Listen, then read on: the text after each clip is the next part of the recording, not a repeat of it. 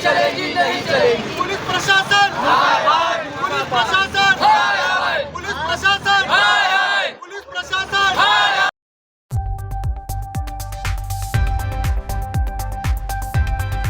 में पुलिस ने टाइम पे बिल्कुल अरेस्ट किया था और उसको कोर्ट में प्रोड्यूस किया था, जो आप लोगों को सबको पता है।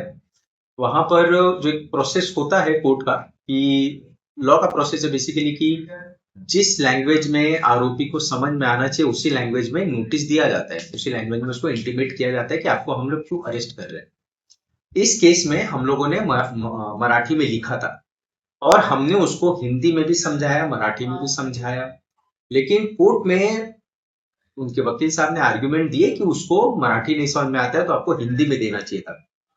तो इस ग्राउंड पे उसको छोड़ दिया गया। उसके बाद हमने उससे क्लास 9 तक वो पढ़ा हुआ था, तो हमने उसके स्कूल में पता किया। स्कूल में हमने उसका जो उसका मार्कशीट था उससे हमने देखा कि क्लास 9 तक वो मराठी भी पढ़ा है। That was his second language. First language I think it was Hindi, second language Marathi था और थर्ड लैंग्वेज इंग्लिश था। To our surprise Marathi language में उसको ज्यादा मार्क्स आए। इसका ये मतलब निकल के आता है कि मराठी उसको समझ में आता है।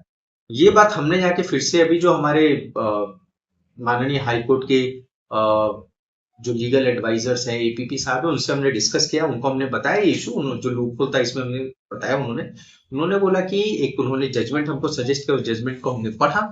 हमने फिर से इस केस में री अरेस्ट करने का प्रोसीजर तैयार किया है। हम फिर से कोर्ट के सामने प्रोड्यूस करेंगे। कोर्ट को भी हमने इंटीमेट किया है। इनफैक्ट हम कोर्ट के सामने एक पेपर प्रोड्यूस करेंगे कि उसके मार्कशीट में देखिए मराठी है और उसको हमने हर तरीके से समझाया था। तो ये थोड़ा सा माइनर कंफ्यूजन हो गया था, but will get it done.